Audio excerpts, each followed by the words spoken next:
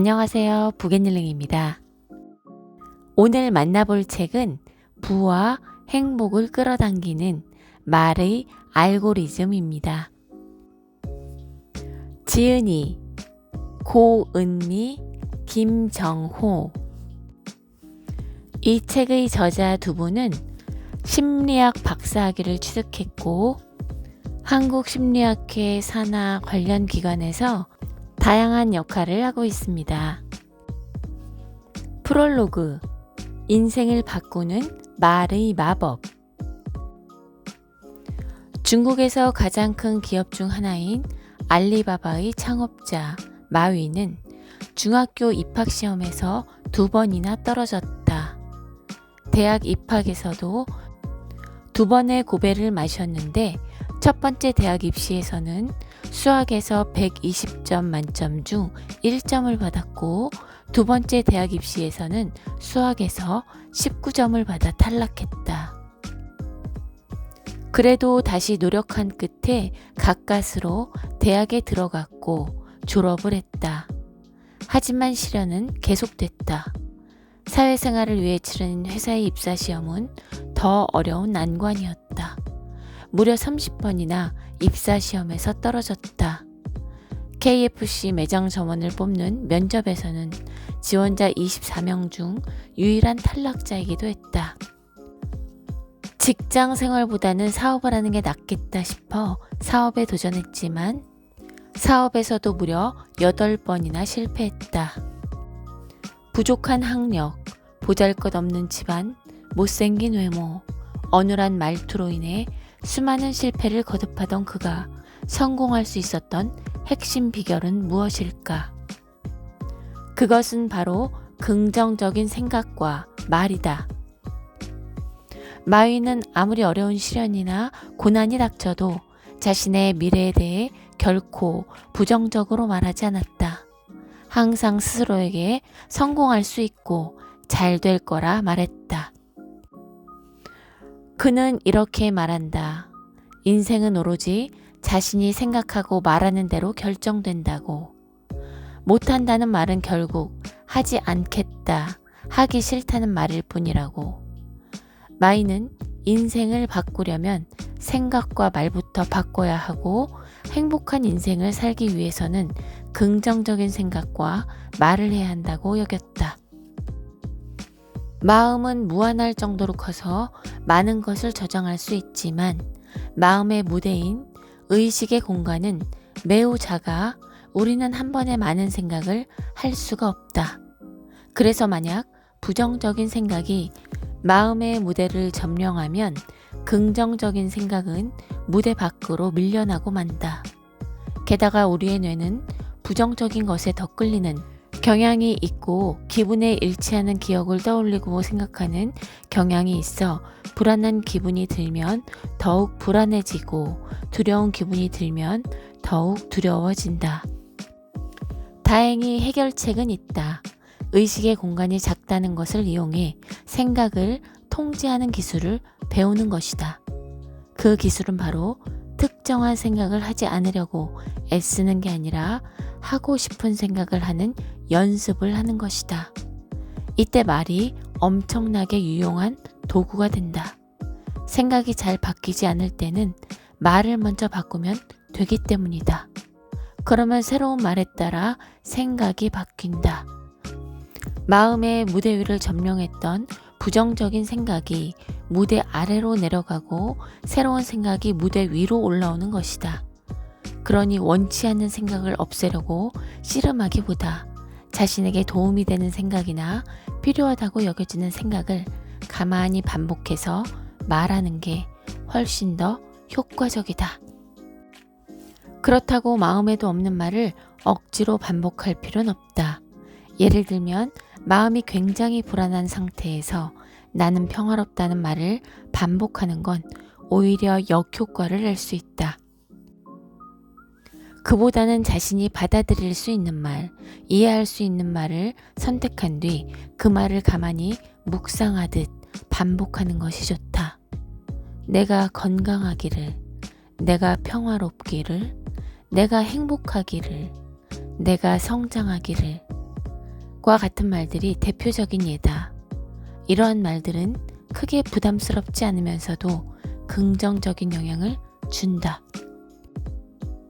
이 책은 말이 우리에게 어떤 영향을 미치는지, 그리고 구체적으로 어떤 말이 우리의 행복과 성공과 관계에 도움이 되는지를 소개한다.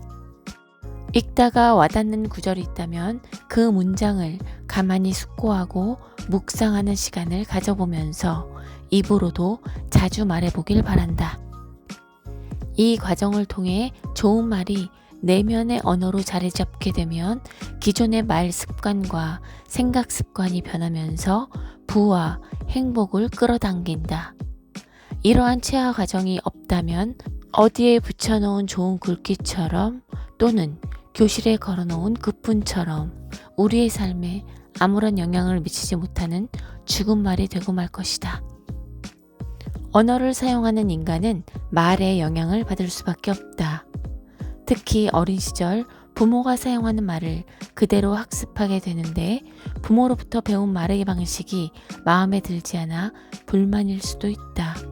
하지만 이미 성인이라면 더 이상 부모의 말하기 방식을 답습할 필요는 없다.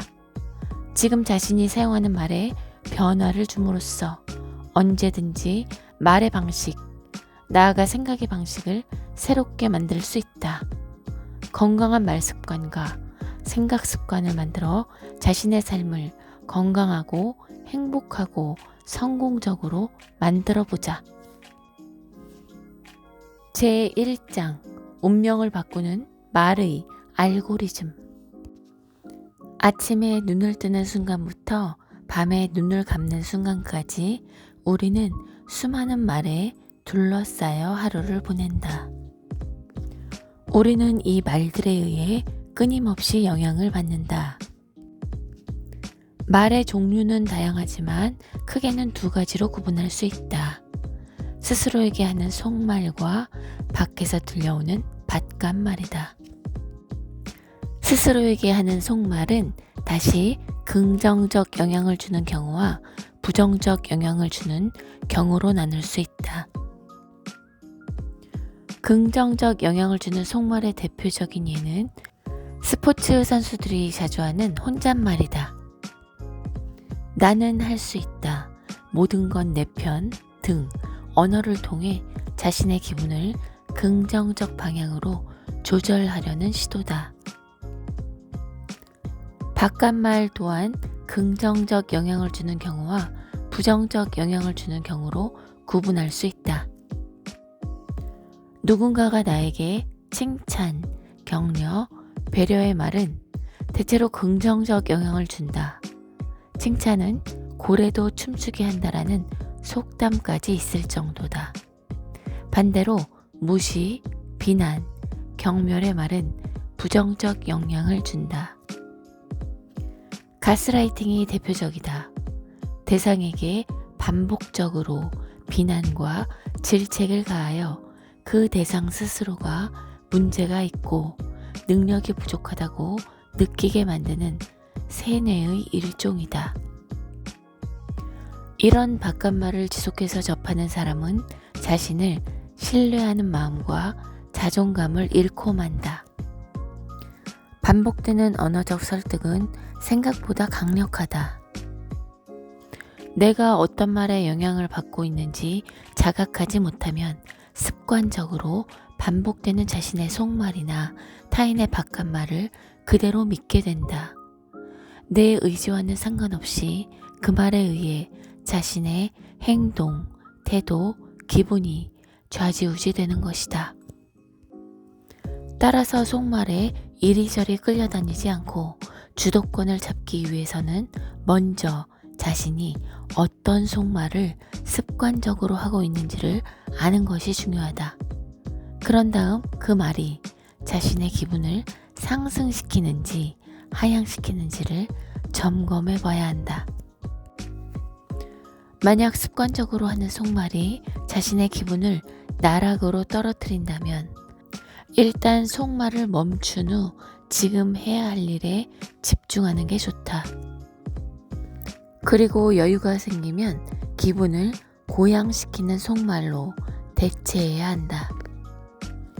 바깥말에 대한 주도권을 잡기 위해서는 타인의 말에 내가 어떤 영향을 받고 있는지를 먼저 알아야 한다.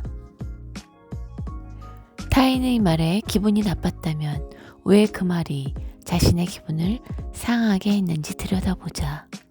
그런 다음 그 말의 사실 여부를 확인한 후 받아들일 내용은 받아들이고 그렇지 않은 내용일 경우 버리면 된다. 가장 중요한 사실은 속말이든 바깥말이든 그 어떤 말도 내가 믿지 않으면 내 안에서 영향력을 행사할 수 없다는 것이다. 그러므로 긍정적 영향을 끼치는 말들은 기꺼이 수용하되 부정적 영향을 끼치는 말들은 단호히 거부할 필요가 있다. 붓다는 이렇게 말했다. 활을 품고 있는 것은 남에게 던지기 위해 자신의 손에 뜨거운 석탄을 쥐고 있는 것과 같다라고. 독을 품은 말을 하려면 상대방에게 전달하기 전에 내가 먼저 그 독을 먹어야 한다. 마찬가지로 상대방을 살리는 말을 하려면 내가 먼저 그 말의 기운을 먹어야 한다.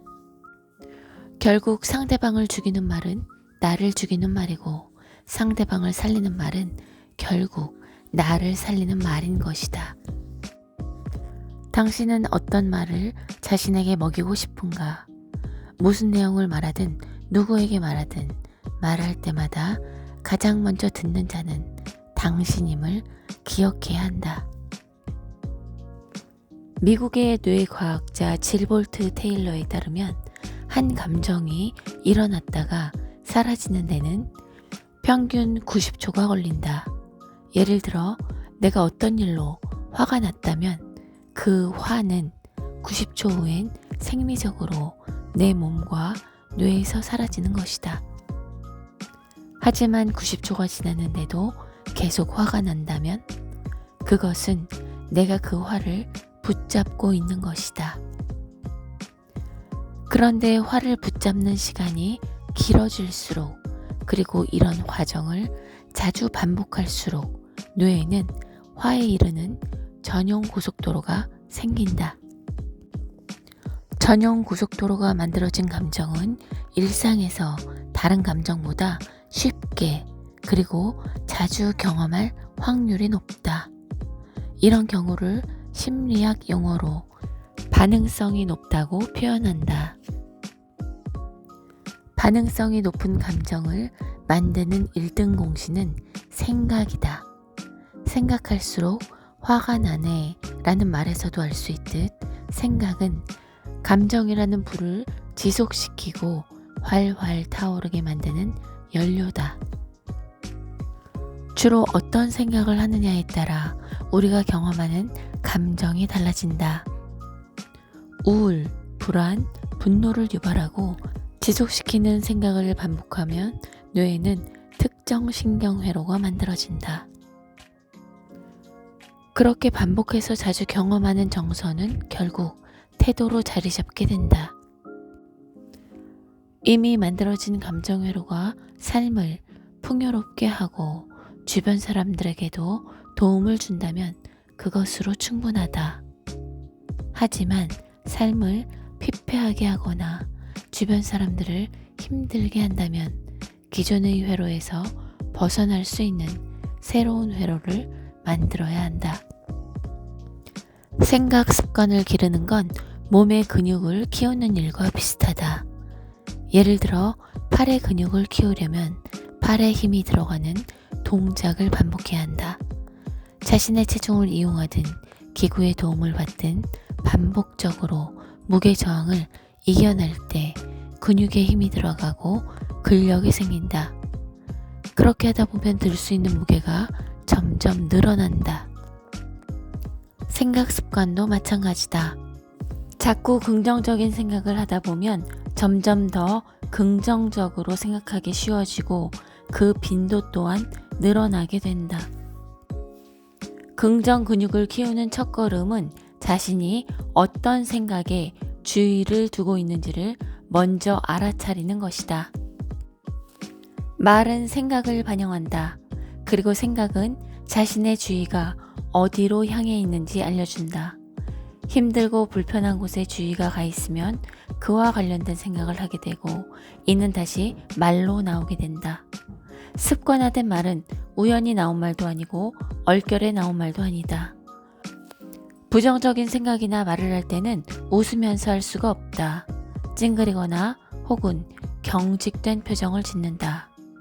만약 부정적 생각이나 말을 습관처럼 하게 된다면 어떨까? 점점 그에 따른 표정 근육이 발달하고 굳어져 얼굴 전체 인상을 나쁘게 만든다. 삶에도 좋지 않은 영향을 주게 될 것이다. 제2장 행복을 끌어당기는 말의 알고리즘. 신경 가소성이라는 것이 있다. 우리가 주의를 기울이고 생각하고 말하고 행동하는 방식에 따라 뇌의 구조와 기능이 언제든 바뀔 수 있다는 것이다. 이러한 원리로 우리가 자주 하는 생각, 말, 행동 등은 뇌에 흔적을 남기고 패턴을 형성한다. 뇌의 회로가 만들어지는 것이다. 그래서 우리는 모두 자신만의 특정한 뇌의 회로를 가지고 있다. 나와 내 주변 사람들까지 이롭게 하는 상생 모드의 뇌 회로를 만드는 몇 가지 방법을 소개한다. 첫째, 마음을 말로 표현할 때 좋아하는 것으로 말하는 것이다. 예를 들면 시끄러운 건 정말 싫어 대신 나는 조용한 게 좋아. 욕하는 사람 정말 싫어 대신 상대방을 배려하는 말을 하는 사람이 좋아. 등으로 바꿔서 말하는 것이다. 둘째, 삶을 바라보는 방향을 조정하는 것이다. 살다 보면 좋은 일도 있지만 나쁜 일도 생긴다. 하루 중에도 상승과 하강이 수차례 있다. 이때 좋은 일에 주의를 둘지 나쁜 일에 주의를 둘지에 따라 경험하는 정서가 달라진다. 늘 나쁜 일보다 좋은 일에 주의를 두도록 노력해보자. 행복한 뇌회로를 만드는데 커다란 도움이 된다. 셋째, 누군가를 만날 때마다 습관적으로 하던 상대방에 대한 평가나 판단을 내려놓고 그 사람의 건강, 평안, 행복, 성장 등을 빌어보는 것이다. 잠에서 깨어 눈 뜨자마자 스스로에게 자비의 마음을 보내주고 함께 지내는 가족 혹은 반려동물 및 반려식물에 자비의 마음을 보내주고 문을 열고 나가서 마주치는 사람들을 향해 자비의 마음을 보내주고 회사에 도착해서 동료나 후배, 상사에게 자비의 마음을 보내준다고 생각해보라. 특히 이 방법은 뇌의 자비 회로를 만드는 데 특효다. 그러면 왜 우리는 이성적으로는 부정적인 것보다 긍정적인 데 관심을 두는 게 현명하다는 걸 알면서도 부정적인 데에 더 많은 관심과 에너지를 쏟고 더 많은 영향을 받을까?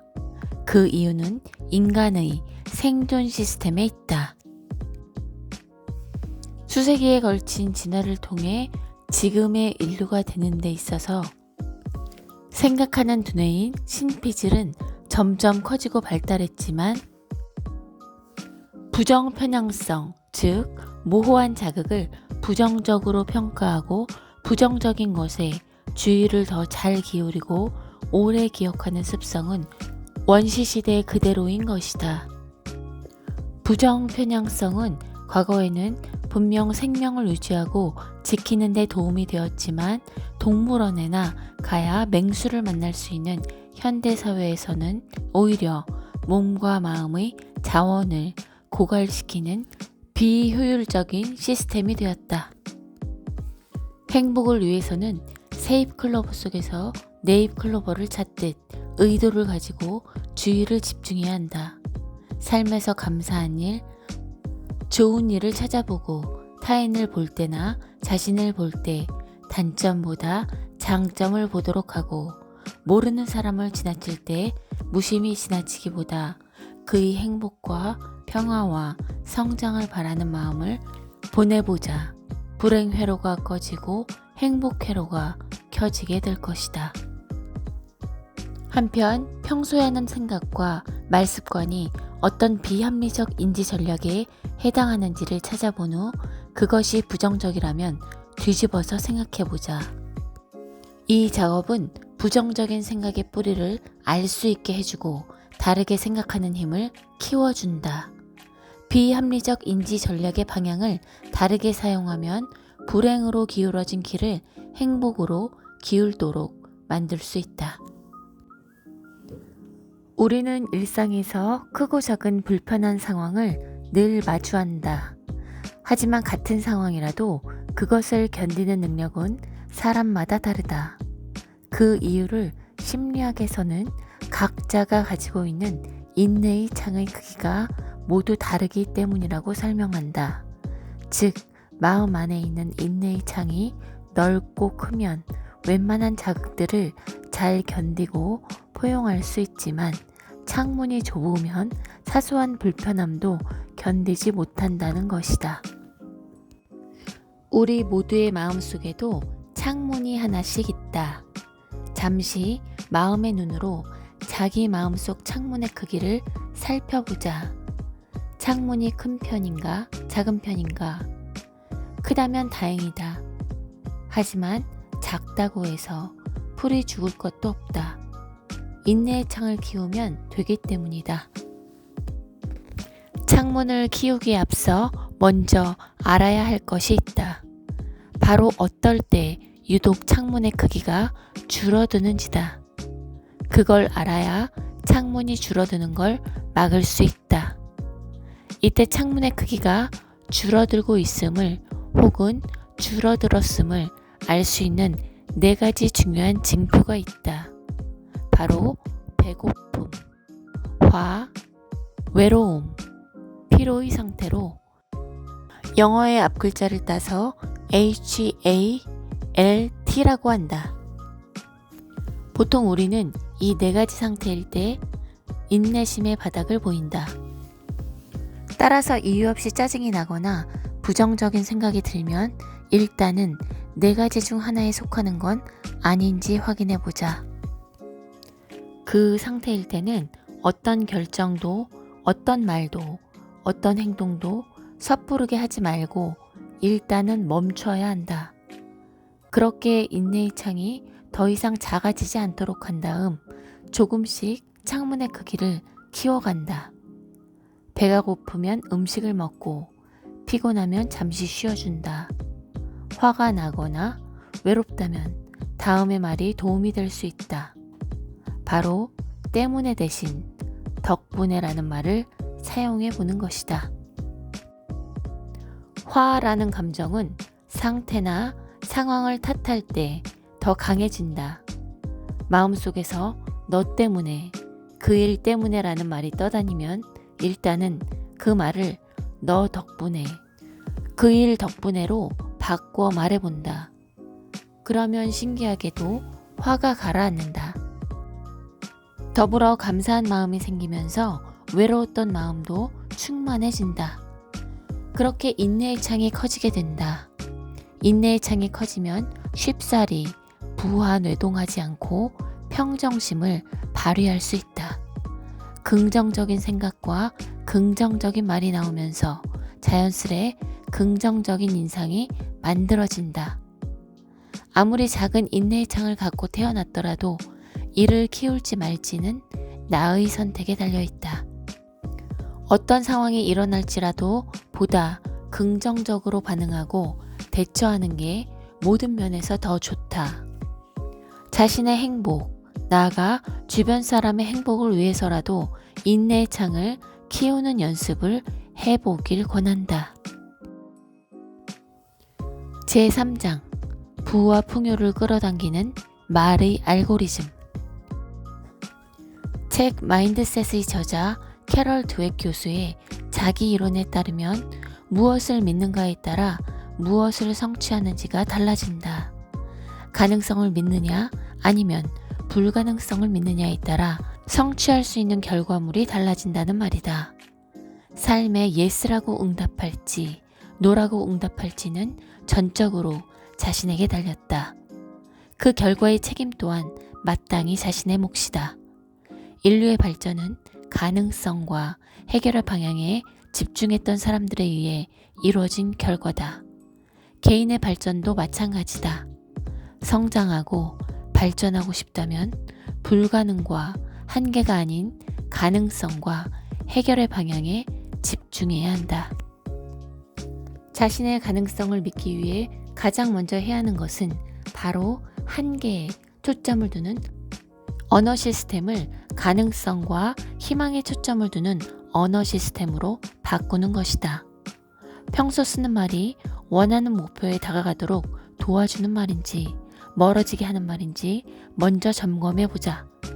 혹시 못하겠다, 할 수 없다, 부족하다, 어렵다는 핑계의 말을 습관적으로 하고 있다면 어떻게 할 수 있을까, 어떤 방법이 있을까 하는 가능성의 말로 언어 시스템을 바꿔보자. 내가 하는 말 하나하나가 쌓여 나만의 언어 시스템을 만든다. 그리고 그 언어 시스템은 내 인생의 항로를 바꾼다. 노벨 경제학상 수상자인 폴 셰뮤얼슨이 행복 공식을 만들었다. 이 공식은 행복이란 소유를 욕구로 나눈 값이다. 즉, 내가 가진 게 아무리 많더라도 가진 것보다 가지고 싶다는 욕구가 더 크면 절대 만족할 수 없다는 말이다. 결국 행복하기 위해서는 무언가를 바라는 욕구의 수준을 낮춰야 한다. 삶이 만족스럽지 않다면 혹시 자신의 욕구가 현실과 동떨어지게 과도하게 큰 건 아닌지 점검할 필요가 있다. 만약 그렇다면 높게 설정된 욕구 수준을 낮춰보자. 그 또한 만족감을 끌어내는 훌륭한 방법이다. 기본적으로 현대인들은 자신에 대한 기준이 매우 높다. 내적으로든 외적으로든 말이다. 이런저런 성취를 해야 하고 원하는 몸무게에 도달해야 하고 외모는 이래야 하고 저래야 하고. 그러나 자신에 대한 기준이 과도하게 높다 보면 늘 자신에게 불평불만을 가질 수밖에 없다. 이때 도움이 되는 말이 있다. 바로 나는 지금 이대로 온전하다라는 말이다. 현재 자신의 얼굴은 이번 생에서밖에 볼 수 없는 얼굴이라고 한다. 내 얼굴을 이번 삶이 아니면 다시는 볼 수 없다는 말은 남과 비교하지 말고 내 얼굴과의 인연을 소중하게 여겨야겠다는 마음을 일으킨다. 무엇이 되지 않아도, 날씬하지 않아도, 얼굴이 작지 않아도 존재 자체로 우리는 충분하다. 완벽할 필요 없다. 이미 온전하니 그것으로 충분하다.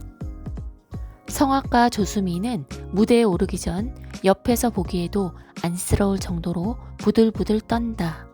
하지만 무대 위에 서면 전혀 다른 사람이 되어 완벽하게 공연을 끝낸다. 어떻게 가능할까? 그녀는 몸을 떠는 행위를 불안으로 인한 두려움 때문이 아니라 공연에 대한 설렘 때문이라고 말한다. 사람들 앞에서 멋진 공연을 보여줄 기대감으로 떤다는 것이다. 이렇게 떨림을 설렘으로, 긴장을 흥분으로 해석하는 태도를 심리학 용어로 인지적 재해석 또는 인지적 재평가라 한다.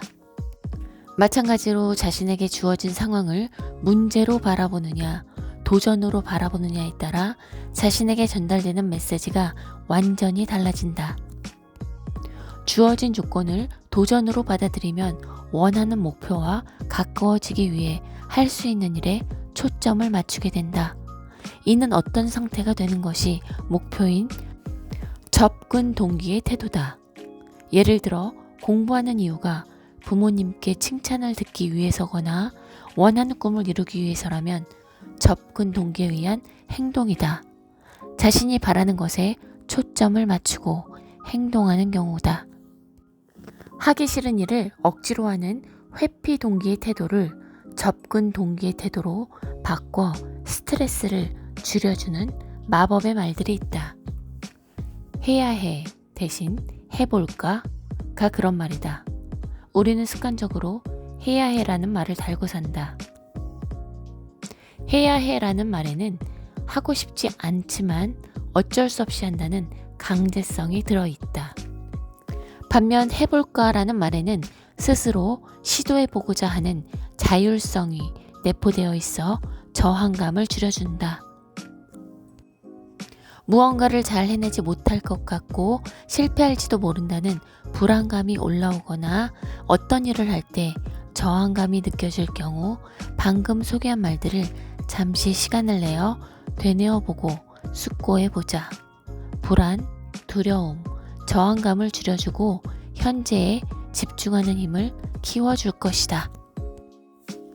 제5장 인생이 술술 풀리는 말의 알고리즘. 기분이 아무리 좋더라도 순식간에 기분을 곤두박질치게 만드는 마법의 말이 있다. 바로 비교의 말이다. 대놓고 비교하지 않아도 자신의 배우자가 친구 남편이나 아내를 칭찬하거나 부모가 지인의 자녀를 칭찬하면 왠지 비교를 당하는 것 같아 언짢아진다. 기분이 나빠지는 또 다른 이유는 비교가 비교로만 끝나지 않고 비난과 무시 그리고 차별로 이어지는 데 있다. 사물이 아닌 인간이 비교 대상이 되면서 비교에도 방향이 생겼다. 첫째는 상향 비교로 자신보다 더 낫다고 생각하는 사람과 자신을 비교하는 것이다. 둘째는 하향 비교로 자신보다 처지가 더 좋지 않다고 생각하는 사람과 자신을 비교하는 것이다. 행복한 사람일수록 상향 비교보다는 하향 비교를 더 많이 사용한다는 연구 결과도 있다. 그러나 하향 비교도 지나치면 독이 된다. 자신보다 처지가 좋지 않은 사람들에게 초점을 둘 때 얻게 되는 상대적 행복감은 지나칠 경우 과도한 자기애와 교만으로 변질될 위험이 있기 때문이다. 더불어 상대에 대한 차별과 무시로 이어질 수 있다. 결국 남과의 비교를 통해 얻게 되는 행복은 건강하지 않다. 다른 사람의 불행을 근간으로 하고 있기 때문이다. 건강한 비교는 비교의 기준점이 타인이 아닌 바로 자기 자신에 있을 때 가능하다. 어제보다 더 성장했는지, 더 발전했는지, 어제의 나와 오늘의 나를 비교하는 것이다. 여기에서 유념할 것은 비교를 통한 발전이 당장의 발전을 위해 자신을 파괴함으로써 얻는 것이 아닌 지속적으로 성장 가능한 발전이어야 한다는 것이다. 책 달러구트 꿈 백화점의 주인공 페니는 비교 때문에 불행을 느끼는 전형적인 인물이다. 페니는 다른 사람의 삶을 보면서 부러워하며 열등감을 느낀다. 그러면서 변두리 하역장에서 일하는 아이를 보며 그래도 내가 쟤보단 낫지라고 생각한다. 그러다 꿈 백화점 주인인 달러구트를 만난 페니는 우월감이나 안도감을 느꼈던 자신이 부끄러웠음을 고백한다. 그러자 달러구트는 페니에게 자신을 사랑하는 두 가지 방법을 알려준다. 첫 번째, 삶에 만족할 수 없을 때는 최선을 다한다. 두 번째, 자신의 삶을 있는 그대로 받아들이고 만족한다. 두 번째 방법이 말은 쉽지만 실행하기는 어렵다고 달러구트는 덧붙인다. 하지만 하게 되면 정말이지 너무나도 쉽게 행복을 찾게 된다는 것이 이 이야기의 중요한 포인트다. 남과 비교하면서 스스로를 무시하거나 조롱하는 말을 하고 있다면 이젠 멈추자. 자기 혐오의 늪으로 빠지는 길이다. 자신을 남과 비교하는 습관은 그대로 주변 사람에게도 적용되고 또 다른 무시와 차별로 이어진다. 스스로를 남과 비교하지도 말고 상대방을 다른 누군가와 비교하지도 말라. 앞서 말했듯 비교란 물건끼리만 하는 것이다. 나도 상대방도 물건이 아니다.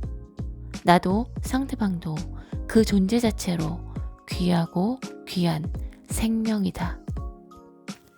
비교해야 한다면 어제보다 내가 얼마나 성장했는지, 그리고 어제는 보지 못했던 상대방의 빛나는 점이 무엇인지에 초점을 둔 건강한 비교를 하자. 무엇보다 중요한 건 우리는 잘 해내야만 하는 존재가 아니라 존재 자체로 충분한 존재임을 기억하는 것이다. 있는 그대로의 나로 충분하다는 만족의 태도를 가져보자. 그럴 때 내 앞에 있는 상대방 또한 그 자체로 충분한 존재임을 깨닫게 될 것이다. 네, 여기까지 오늘의 책을 읽어보았습니다. 오늘부터는 어떤 상황에서도 긍정적인 말을 반복적으로 써보도록 해보는 것도 좋을 것 같습니다. 긍정적인 말을 사용함으로써 긍정적인 감정을 느끼고, 이러한 감정으로 만들어진 긍정적인 태도와 행동이 다시 인생을 긍정적인 방향으로 이끌어 줄 것입니다. 오늘도 함께 해주셔서 감사하고, 다음 시간에 좋은 책으로 다시 돌아오겠습니다.